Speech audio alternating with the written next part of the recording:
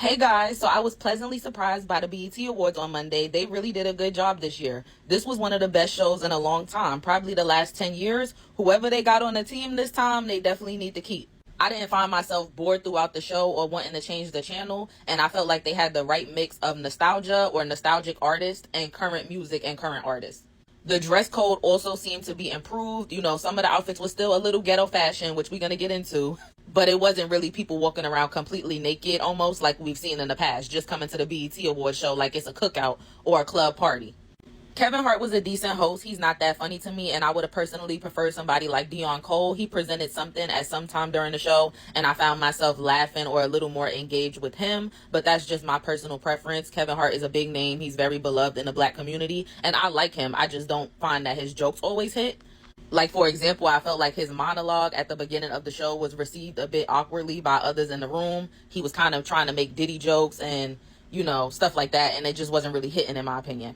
But overall, I would give this show this year an 8 out of 10. So like I said, great show compared to the last few years. It seems like we might be getting the essence of the BET Awards back. And I hope that we could continue to have great shows because I always tune in every year. Only thing that kept throwing me off was why were the main sponsors for the award show Mielle and McDonald's? Y'all know McDonald's is like the most trash fast food out there. And then Mielle, I believe, has a class action lawsuit from a bunch of people saying that the products made their hair fall out. And they're targeted towards black women. So why are we having a company that allegedly made a bunch of black women's hair fall out as the main sponsor of the BET Awards? That was kind of throwing me off. And then they just kept showing their commercials. And they kept saying, oh, this award is presented by Mielle. Please do something else. Get you a Sacred and Popeyes deal immediately. Okay, so we're going to break this video down into 3 sections. The first part is just going to be some fun, the fashion recap, chop or slay. And some of them is honestly just going to be, I don't know, or I might have a deeper explanation on what I think about the outfit. Then we're going to talk about the pre-show performances and the show performances, as well as just standout moments from the pre-show and actual show. And then lastly, we're going to go over the nominations and winners. Okay, so Glorilla, I did not love this outfit, but I didn't hate it. I just didn't really like the top, like the stitching on the dress, and maybe the material on the dress wasn't my favorite. The hair was decent. I didn't necessarily like the flipped up hair at the bottom. Like, it was mid. It's not a chop or a slay. It's a mid. Doechii looked cute to me. She had on her Miu Miu 2-piece. She looked cute. Like, it was casual, but it was still classy. I like that. Shaboozey looked good. This is like his normal style. His big belts, his country cowboy hat. He gives what he gives every time. He looked good to me. Jennifer Hudson looked good. It's a safe outfit, but she looks great. Now, Ciara and Kiki. Ciara, I didn't like this. I felt like it was too much going on. It kind of looked like 3 different outfits in one. Like, the hair and the hat looked like she going one place. The blouse at the top looked like she going another place. And then this bottom skirt looked like she going somewhere else. Now, Kiki, I would have liked this outfit if the top of it was different. Like, I like the bottom of the dress. I like how the front is, like, shortcut, but then the back has, like, the long kind of train. I just don't like the top area, like where her boobs are. I don't really like that part. Andra Day, same thing. I like the bottom of the dress. I don't like the top with all these ripped holes and stuff. I wasn't feeling that. Ashanti looked really good to me. Kind of a safe choice and a safe outfit, but she looks good. She's embracing her new body. She just had a baby. She's put on some weight, but it looks really good on her. Scott Jackson, I wish that the bottom wasn't so see-through. Like, I wish that it was actually a dress at the bottom and not these diaper panties and then us seeing through it. I'm not feeling that. A. Marie, this dress is a mess. You could have wore something better than that. Tia, this is a cute outfit, but it's very safe. Like, it's very basic, but she looks good in it. Young Miami, not the biggest fan of her anymore, but she looks decent.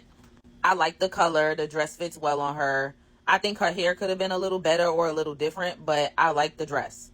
Maybe it would have looked better with an updo or something to me. LaToya Luckett, I love Destiny's Child. I love LaToya. I hated this dress. Couldn't stand it. Mariah wasn't on the carpet, but this was the outfit that she wore when she got her Ultimate Icon Award. She looked beautiful. She looks younger than ever. She looks great. Snoop Dogg and his wife clearly came representing his gang. So, they had on their all blue. And then this guy here is going to be playing Snoop Dogg in a biopic. I do see the resemblance. So I guess they're hanging out and getting to know each other, which is good because he's learning Snoop Dogg's mannerisms and his real personality, which is probably going to help him do really good at the role. And then we have Kyla Pratt and Kehlani. I felt like Kyla Pratt looked cute.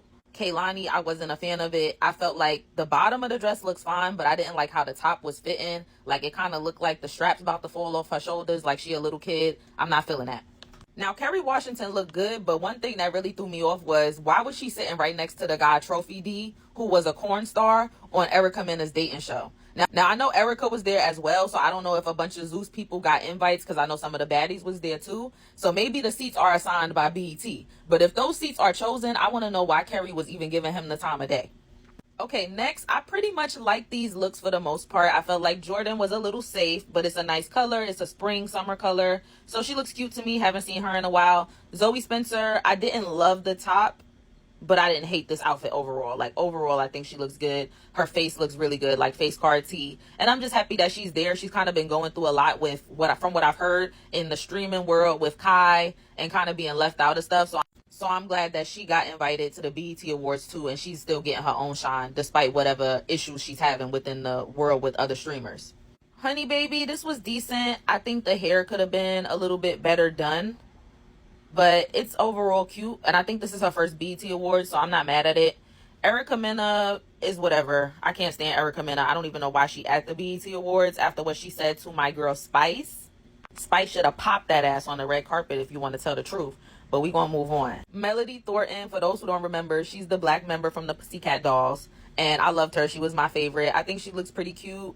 I don't love the dress, but I don't hate it. It's unique, like how the top is, you know, very sharp cut or whatever. Like, it's cool. And then Spice always wears a blue dress, so that wasn't really surprising. I did not like these big ass shoulders. That looked a mess, but the dress could have been good if those shoulders wasn't on it. We got Tisha Campbell and her daughter from My Wife and Kids. Yes. They both look really good to me, actually. I felt like Tisha looked really good. She said she got a mommy makeover recently. You could tell that she's really confident, and she deserves to be. She looks great, and so does she. Skilla Baby looked a mess. Like, you need to go heal up. This fake-ass 50 Cent era we going through, you looking mad. I'm just not feeling it. Next. Okay, this is Peppa from Salt and Pepper. She looked cute. I mean, something about it is a little off to me, but it's decent. Now, why Riley look better dressed than Candy? Candy looked like she ready to go be in her dungeon doing who knows what, while Riley is giving classy. Brittany Renner, whatever, she's still in her fake Muslim era. Enjoy it while it lasts. Brandy from Basketball Wives, I didn't like the dress because I didn't like the fit of the dress, like in the line going down the middle of the dress. I'm not a fan of that. Kendra G looks good. Claudia Jordan looks good. Drew, I don't like this dress. The top of it is literally like almost getting in the way of her face. It's too much. B2K looked good. Maya looked good. Keisha Cole looked good. And Shantae Moore looked good. And I didn't even realize that she was married to Stephen Hill. They got married in 2022. He used to basically run BET back when stuff was good. So I love to see that. And then Money Long popped up at the BET Awards. And, you know, she's in a battle right now with her fellow black women. So I don't know how it's going to go over for her. The outfit was whatever. It wasn't bad. It wasn't great. The hair is cute, though. I like the hair more than I like the outfit. Da Vinci looks good. Busta Rhymes and his son look good to me. Leon Thomas looks good. Cam Newton looks a hot mess. Kai is always trying to serve face. He needs to stop. And as far as the outfit, Kai pretty much wears that same kind of suit every time. He's never really going to wow you with the fashion. So that's just that. It's like a regular tuxedo. Jermaine Dupri, even when he cleans up nice, like his outfit is not that different than Da Vinci's. It's just always something about him that don't do it for me, even though they basically got on almost the same outfit, like same shoes, same color. It's just something about Jermaine Dupri. He just not it for me.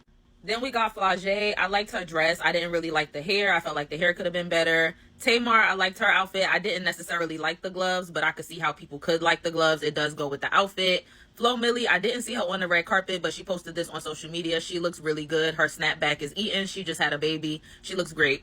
And then this lady, I believe her name was Lucinda Moore. I think she's a gospel singer. I don't know her, but she was my worst dressed of the night. This was the worst look of the night to me. Sorry. Then we had Cash Doll and her man Zadarius. I don't really like Cash Doll's outfit on its own. Like, if she wore this by herself, I probably wouldn't have liked it. But being that it matches with her man, it's like, okay, y'all look good together, so it's a pass. Speaking of people with their man, Young Thug and Mariah the Scientist was spotted on the red carpet, and he was basically dragging her down the carpet. People interviewed him, and then when they tried to talk to Mariah, he was basically pulling her like, girl, let's go. That's what I heard. He was looking stupid with a mask on, and it looked like he dressed Mariah because she wasn't looking her best tonight either. Okay, and the last part of my fashion recap is the baddies that attended the BET Awards this year. So we got Tasiki, Anna, Tommy, and DTB. Tasiki, I really like the dress, but the makeup is terrible. Like, this is the worst makeup look I think I ever seen on her. I don't like, whoever did her makeup needs to be fired. It's terrible. And she's way prettier than this. So I hate that for her, especially because this is her first BET Awards and it's like a big event, but the dress is really cute. And I'm glad that all four of these ladies were able to network because they all do music. Y'all know Tommy is a fashion girl. She always got these Asian inspired ponytails and buns. And, you know, she looks fashionable. She looks good. I saw her meeting with Tyler Perry and Oprah losing her mind. And then DTB, I like the dress from the front more than I do from the side. Like, if it was more covered up like it is at the front, I think I would like it more. But like we said, we want the dress code for the BET Awards to be a little bit better. We want it to be looked at as a prestigious award show again and for it to be taken seriously. And part of that is for people to not show up to it half naked like they're going to the strip club. So I don't like that her ass is basically out in this outfit. I feel like it should have been more covered up. So the pre-show opened up with the Shop Boys doing Party Like a Rock Star. It was kind of random but nostalgic and kind of setting the tone for what we could expect for the rest of the night, which is that they would be taking us down memory lane. And the pre-show was hosted by Terrence J, Pretty V, Jessie Woo, LaToya Luckett, Jacob Lattimore. I believe this guy's name is Mouse Jones, and I'm not sure of this guy's name, sorry, but they were all of the hosts. So then they started having these singing battles, which were a complete mess in my opinion. I don't know if they need to do that again. After that, Busta Rhymes' son Trillion came out and rapped. I didn't know it was Busta Rhymes' son at first, and I'm not gonna lie, I really wasn't that interested in what he was giving. And then once I found out that he was Busta Rhymes' son, I was kind of even more disappointed because Busta Rhymes will set the bar high. So it's like I'm kind of comparing him to his father, and he just not doing it for me. But I wish him the best. Hopefully he'll catch a hit, you know. Then we had Layla, Mos Def's daughter. She performed. You know, she has a popular song, Not My Problem. Jordan, I don't know his last name, but Jordan A, he also performed his popular song, Kehlani. I was surprised to not see 310 Baby perform at the pre-show, but then I remembered he performed last year, so. The Yang Yang Twins came up there sounding out of breath, sounding a mess, performing them old songs. Rob 49 came out and did What the Helly with his What the Helly choir from TikTok. You know, the What the Helly Auntie, What the Helly Burton, What the Helly Bron. Honey Baby came out with Little Kim. Honey Baby did good. Little Kim looked a mess, sounded a mess, was out of breath. Like, Kim, please. 803 Fresh did great with Boots on the Ground. He actually sounded really good live. Molly came and performed Shake It to the Max. She did good. I could tell she's still a little nervous performing and like getting comfortable performing in front of big crowds, but she did good. I'm proud of her. And then Spice came out right after her, so that was cool. It was like a dance hall set. You know, Spice came and did what she always does. Mario came out. He actually sounded fine. I just don't like Mario anymore as a person for multiple reasons, which we could get into one day if y'all want to, but I didn't give a fuck to see him. Even though I do like his old music, it was like, get out my face. And then Jello, is that his name? Jello Ball. I think this is Miss Nikki Baby father. He used to be a basketball player. Now he want to be a rapper. He was not needed. Pack him up. Okay, so now it's time for us to get into the actual show. So I'm just going to go through all of the performances and let you guys know my quick thoughts. And then we'll get into the nominees and winners. So we basically started off with this 106 in Park 25th anniversary tribute. So it was really nice seeing Free, Jaleesa, Tigger, etc. You know, the old hosts. I was sad that Roxy and AJ were not there. Those are some of my two favorite hosts.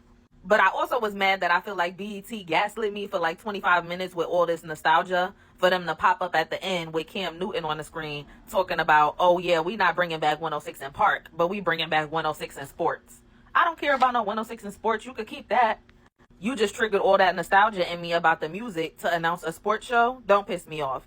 But I knew that they really probably wasn't going to bring back the actual show with music because TRL tried to come back a couple years ago on MTV or VH1 and it flopped. I think it was on from like 2017 to 2019.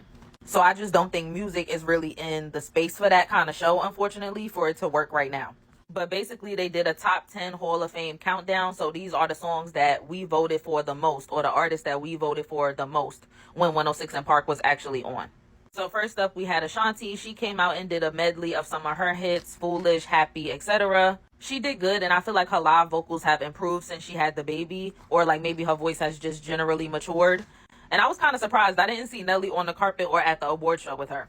Then Jim Jones came out and did Ballin'. That was nostalgic, especially as a New Yorker. Side note, did y'all see the clip going around of Ciara telling him to marry Chrissy? I'm like, Ciara, you low-key just embarrassed Chrissy again because you know he not going to marry her right now. I don't think so anyway. And it's just reminding us of the fact that she proposed to him all those years ago and still nothing has happened. And then why is he up here with one pant leg up? Then we got A. Marie. I said this was a slight redemption from the Tiny Desk concert incident earlier this week, but it still wasn't great. She's a better dancer than a singer, and she's definitely a studio artist, not a vocalist. But like I said, she still sounded better here and performed better here than she did on the Tiny Desk. Then we have my girl Keisha Cole. I said this was not her best, but it was nostalgic, and I'm always glad to see her be celebrated and get her deserved flowers. She's somebody who I think is also crazy, who never got a BET award before, with all of the classic hits that she got in the black community. And also she had a BET reality show, which was one of the first reality shows that really led us into like a celebrity's life to that extent. I did like how Keisha included that Usher run at the beginning of her performance, which it's like the "You Got It Bad" run, and she put it at the beginning. I should have cheated. That was kind of cute to me. She ate that.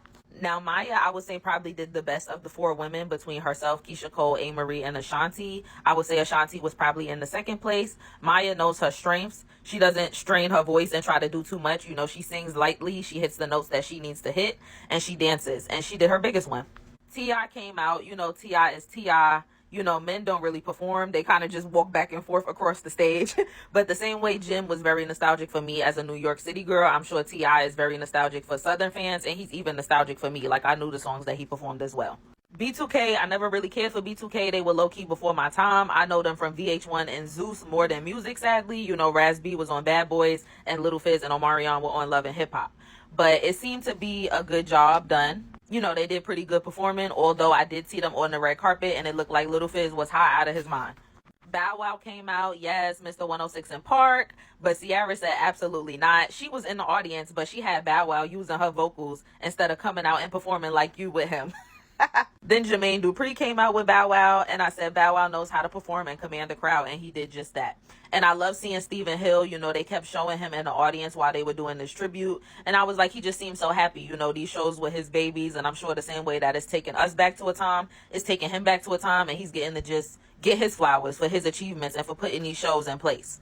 Okay, so after the 106 in Park tribute, we had Leon Thomas perform Mutt. I said, Andre, you're doing it. I just love seeing one of my black childhood stars get a moment doing what they've really been working for. He's got a hit on his hands, and I wish him continued success. And I'm hoping we get an Ariana Grande feature soon. You know, they both was on Victorious together, so maybe he can make that happen, pull some strings. Then Mariah Carey came out with Anderson .Paak and Rakim. I said Mariah and Anderson, yes. And I like the new song Type Dangerous. My only critique, if any, would be that she barely moves and she kind of just walks across the stage, although this new song doesn't really require as much high or hard notes. So being that the song doesn't really require her to sing as much or as hard, I would like for her to put more movement into the performance if she can. I know she's kind of older, but she's still young enough to move a bit. Janet Jackson was just at the AMAs dancing. Lil Wayne came out. I was not disappointed. He seemed alert, healthy, and coherent. I felt happy and proud with all of the hate that he's been getting lately. The song he performed off his new album didn't sound bad, although I've yet to listen to the new album. But despite the criticism that I've heard of the album, I didn't feel like that song sounded bad. And then, of course, he performed A Milli, which was good. I wish that his set was a little bit longer so that he could perform some other hits like Lollipop, 6 Foot, 7 Foot, etc. Then we had Glorilla come out. She performed Let Her Cook, and she also performed her new song that samples Keisha Cole's Love. I don't really like the new song. I don't like how the sample was used, but I like that Keisha was brought out for the segment, and I also could say that Glorilla's performing and dancing is really improving. Then we had the Quincy Jones tribute. It was really short. I think they just sung one song. It was Luke James, Miles Caton, and Lucky Day. I didn't really enjoy this tribute, to be honest. It felt rushed and short, like I just said. I don't know Miles Caton. I heard he's from Sinners. I have yet to see Sinners. I'll see it soon. He wasn't great to me. Lucky and Luke weren't necessarily bad, but it just wasn't memorable or a standout, and I think Quincy deserved more. Like, Stevie Wonder was in the building. Tank was in the building. I just felt like he could have got a better tribute than that. Then Tiana Taylor performed. I said it was a very creative performance. I'm glad that she's returning to music after temporarily retiring due to not feeling appreciated. Taraji being a part of the performance was also great. It gave acrimony to Taraji. After that, Ledisi came out and did a performance of a song called Black Woman. I said it was a nice overall tribute to black women while highlighting black famous and historical women visually, including Jill Scott, Rosa Parks, Serena Williams, Harriet Tubman, Donna Summer, Aretha Franklin, Gladys Knight, Tina Turner, etc. And you can see some of those women pictured here. I think it was a really necessary performance. You know, people are always saying black women need to be protected. We're not protected in this country. We don't feel heard. So I think it's nice that BET just included that. Like, you know, it was just a nice pick me up for black women. You know, her telling us that no matter how much we're underestimated, we're still the greatest. It was a lot of nice lyrics in that song that I really resonated with and appreciated. So I thought it was a great addition to the show. Now, this Jamie Foxx tribute was a good tribute, and you could tell that it really touched Jamie. He's been through so much, and you could see his gratitude. It was extremely well done. I felt like they called big hitters, big names, people that he's collaborated with to do the tribute. Ludacris, Jennifer Hudson, and T-Pain were my favorite additions to it. Tink and Babyface were also there, as well as Teddy Riley, Dougie Fresh, and Craig Robinson. Jennifer Hudson said, I'm always going to pop out every couple years and remind y'all that I could sing my ass off. Don't ever think I'm just a host. Tank kind of did an impression of Jamie Foxx playing Ray Charles. And Craig Robinson was basically just narrating the whole thing because he's a fellow actor like Jamie. So I think that was kind of just his role. But yeah, you can see from these pictures right here, like Jamie was very emotional, very happy. His daughter was very happy. And he definitely deserved the tribute and the Ultimate Icon Award that he received. Okay, Playboi Carti performed. This was the worst performance of the night. Complete chop. I don't know what you guys see in him, but this performance slot could have been Doechii, SZA's, Kendrick's, Megan's, Lotto's, anyone's. Okay, so then we had the Roberta Flack tribute, which was done by Andra Day. Andra Day sounded really good. And then we also had an Angie Stone tribute, which was done by Brittany Spencer, who also sounded really good. Brittany Spencer is one of the women featured on Beyonce's Blackbird, by the way. And I was happy that BET still found a way to give small tributes to Angie Stone and Roberta Flack, despite them still having to find time to honor their 4 ultimate icons, which were Snoop Dogg, Kirk Franklin, Mariah Carey, and Jamie Foxx. I do low-key feel like that's why the show went over time. The show was supposed to be 8 to 11:30, and I think it went from like 8 p.m. to 12:30 a.m., maybe 1 a.m. I low-key feel like that was because they tried to fit so many tributes and performances into one show. Then Snoop Dogg performed with Charlie Wilson, Corrupt, and Warren G. I said it was cool. I'm not the biggest fan of West Coast music, and I don't really feel like it was the best time for them to honor Snoop Dogg after his Trump activity, along with the fact that people literally said that there was unrest and protests going on in LA right outside of the theater due to, I believe, ICE. And Doechii mentioned that in her speech. So I felt like being that Snoop is aligning himself with Trump, I don't think this is the best time for y'all to be honoring him with what was going on outside literally at that moment. But nonetheless, it was good seeing Charlie Wilson and a healthier looking Corrupt. And I will say that Snoop does deserve a Lifetime Achievement Award for his music. I just don't think this was the best time, and I wasn't really here for it. Kirk Franklin performed with Tamar Braxton, Money Long, DC Young Fly, Salt from Salt and Pepper, and Jamal Roberts, who just won American Idol. Kirk was dancing, having a good time, and bringing fun to gospel as usual. Mary and Kirk Franklin have always bridged that gap for me and made it fun, you know, when I was younger, going to church and stuff like that. It was a great show closer and ending performance. Tamar was singing her ass off. Like I said, Jamal Roberts just won American Idol, so I'm glad he was featured so he could get more exposure. DC was a good addition, especially for the youth, and I feel like he has, you know, a real interest in like religion and maybe being a pastor himself one day. And Salt rapping was also a nice addition. And then the last 2 performers that I wanted to mention, they popped up sometime during the middle of the show. They were the amplified stage performers, Raven Lenae and Elmeen. I don't know either of them, but they're clearly Black up-and-coming artists, so I just want to promote them as well. Elmeen gave me kind of an alternative R&B kind of style, kind of like a Leon Thomas if I had to compare him to anyone. And then Raven was pretty much like a pop-sounding girl. She gave me Doja Cat / Sabrina Carpenter vibes. So if you're interested in either of those sounds, go check them out. Okay, and I did a video last week. It was the American Music Awards 2025 recap, but it was also the BET Awards nomination. So if you want to see who was nominated in every category, you can go check out that video. But right now, I'm just going to go over the winners. So Best Female R&B Pop Artist was SZA. Best Male R&B Pop Artist was Chris Brown. Best Group was Future and Metro Boomin. Best Collaboration was Luther by Kendrick Lamar and SZA. And as you can see, Kendrick swept the awards. He got 5 award wins, and I was glad that him and SZA actually showed up despite them being on tour. I always say we need our A-listers to continue showing up to the BET Awards even after they've reached that high level of success, because that's what makes it a prestigious award show and something that people see as valuable. Because back in the day, we had Michael Jackson, James Brown, Whitney Houston, Prince. They all were showing up to the BET Awards basically until they passed away.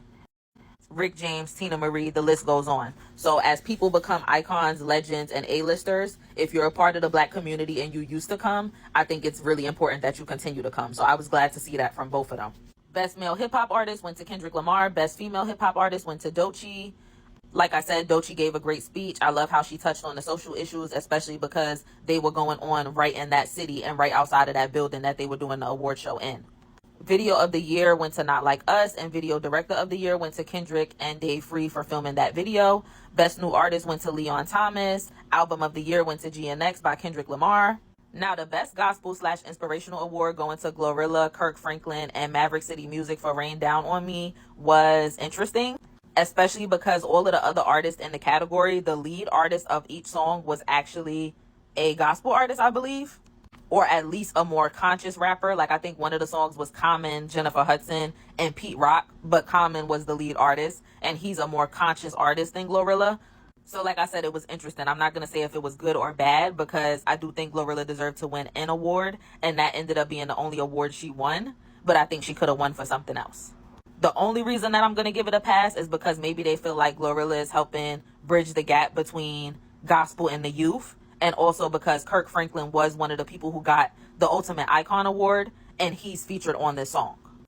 But hey, her name is Gloria Hallelujah. So moving on, Best Actress was Cynthia Erivo. Best Actor was Denzel Washington.